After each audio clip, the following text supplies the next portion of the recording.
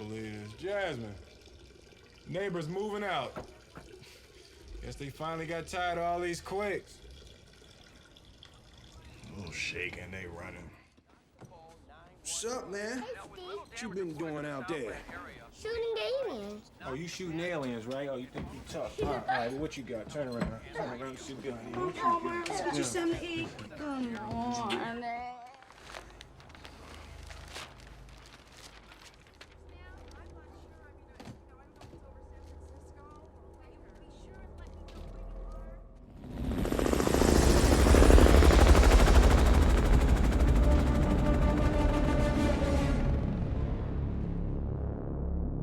Hey guys, what's happening? Niyat here with Film Comics Explained, and today we'll be taking a look at the 1996 sci-fi blockbuster Independence Day, going through the story, the aliens, as well as the process that went into putting the film together, which is directed by Roland Emmerich, starring Will Smith, Vivica A. Fox, Jeff Goldblum, Randy Quaid, and Bill Pullman.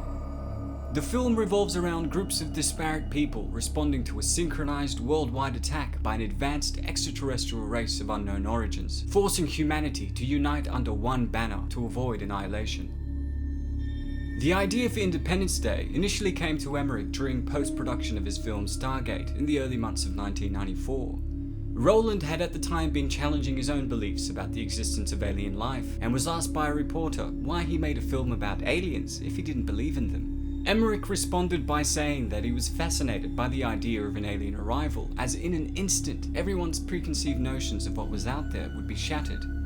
He then went on to ask the reporter how they would feel if they woke up the next day and discovered a 15-mile spaceship hovering above them. Roland then immediately turned to Dean Delvin, who was also his co-writer on Stargate, and told him that he had an idea for the next film, leading the pair to begin developing the concept of a large-scale attack on Earth right after the interview.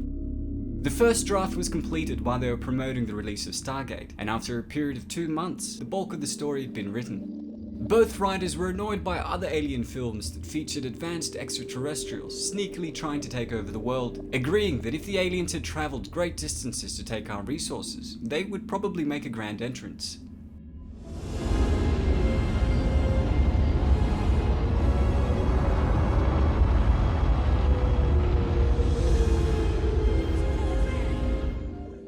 The film begins on the 2nd of July, with an enormous alien ship 1/4 the mass of the moon moving towards Earth. The ship also had numerous smaller vessels that were 15 miles wide that began detaching from the larger ship before moving in above major cities around the world. Not only did the mothership destroy numerous communication satellites that were in its path, but it also began sending out a signal that hijacked the ones that remained. While this was initially assumed to be electromagnetic static from the alien vessels, the signal was eventually decoded by David Levinson, an MIT-trained satellite technician who determined that the signal was actually a timer counting down towards a coordinated attack. Managing to persuade his former wife Margaret, who was the president's communications director, to listen to him, David was able to convince both her and President Whitmore that the Earth was about to be attacked.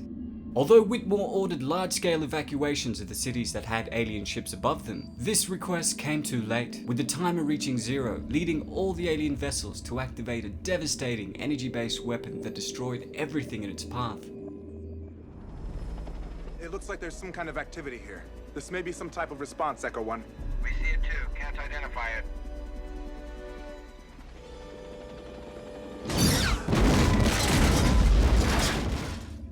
Now, the reasons for this was because the aliens, known as harvesters, sought to process our planet's molten core to refuel their ships and grow their technology at the expense of all life that inhabited the planet.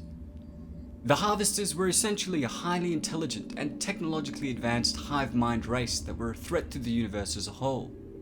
Their entire civilization would move as one to invade planets, exterminate all indigenous life, and harvest natural resources in a process that had endured for thousands of years. As a hive mind, the group was also led by a queen who was the leader and matriarch of the species that commanded her horde from the mothership. Remaining in the safety of her enormous vessel, which was in another solar system, it was actually the queen that had sent the invading force to precipitate the conflict with our species. Standing at about 4 feet tall, the aliens were physically no more or less durable than humans, with a bluish-grey quasi-humanoid body that featured 2 arms and feet, each with 2 digits. The rear of the head was also enlarged, and their face sported two large pupilless reflective eyes.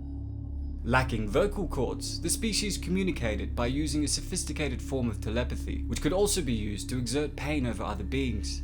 The tentacles on the biosuit, along with their telepathy, also enabled them to communicate across different species that were not telepathically receptive. Open the door. Get him out of there. No, wait.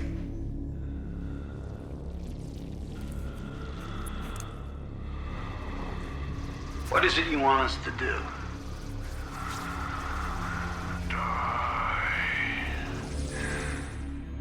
Due to their relatively weak physiology, the aliens relied on wearing armored biological suits when they were in foreign atmospheres, which gave them most of their size and shape. In the sequel, which I'll cover in another video, we also find out that among the many planets the Harvesters had invaded were a race of equally intelligent, transsentient beings which had been pushed to the brink of extinction. It's also revealed that one of the survivors of this race was also gathering other species to form a coalition to oppose them. Now, as the film progressed, it's revealed that the first recorded interaction between humanity and the aliens was in 1947, when one of their smaller attack vessels crashed onto a ranch outside of Roswell, New Mexico. 3 aliens were recovered from the crash site, with the 2 that were found dead and a third that was injured being brought to Area 51 for further assessment. Unfortunately for the scientists and observers, the 3rd alien died within a few weeks, leaving them unable to properly study the vessel until the arrival of the mothership. The neatest stuff has only happened in the last few days. See, we can't duplicate their type of power, so we've never been able to experiment. But since these guys started showing up, all the little gizmos inside turned on. I also thought it was important to note that this was likely not the only times they'd been to Earth, as was shown with Russell Case, who continued to claim that he'd been abducted by aliens many years ago.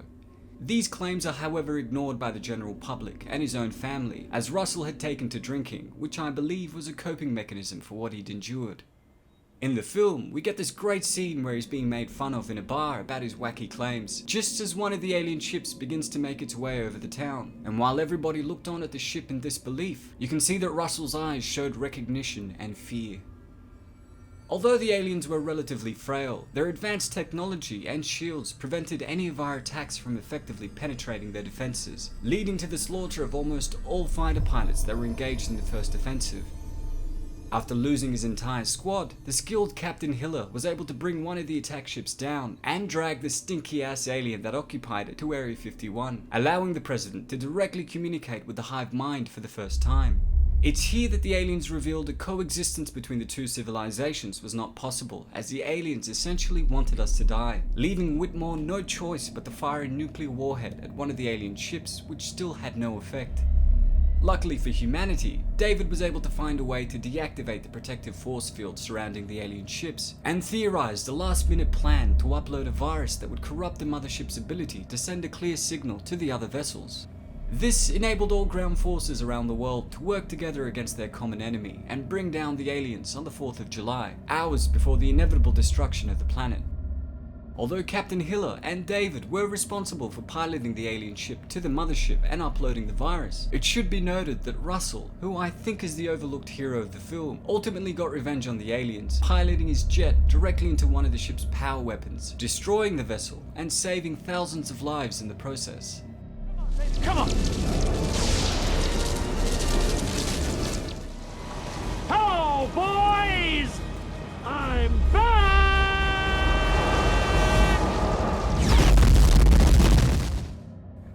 Principal photography began in New York City on July of 1995, before the crew made their way across Utah and Nevada, finally wrapping up the shoot in California.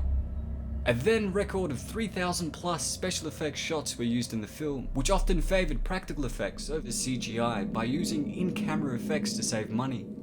The scale of the effects was so large that the production department built more than twice as many miniatures for Independence Day than they had ever made for any other film, creating numerous models of buildings, city streets, aircrafts, landmarks, and monuments.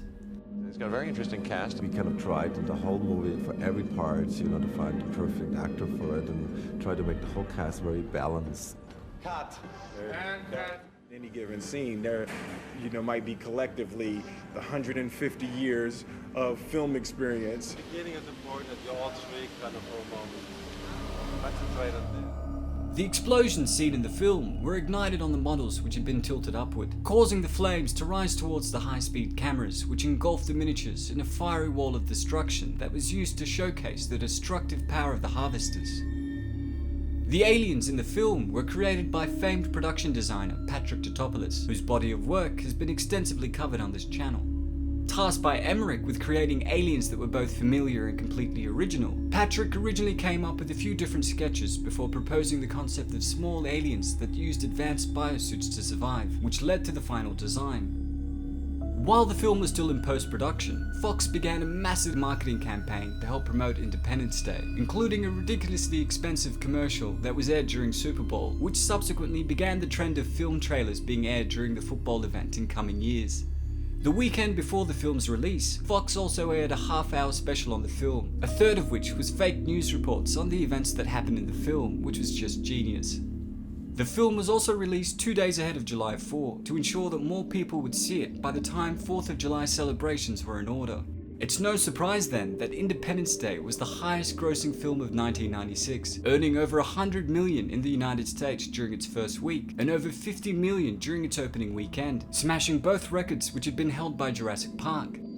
It's because of this that Independence Day is considered to be a major turning point in the direction that following Hollywood blockbusters would take, especially with regards to marketing and promotion before release. Well, that's all for today, folks. Thanks to all of you guys who requested we take a look at Independence Day, and a happy belated 4th of July to all my American peeps. If there's any other stuff you'd like me to check out, please don't hesitate to ask. As always, it's been a pleasure. Niyat here with Film Comics Explained. Thanks for stopping by.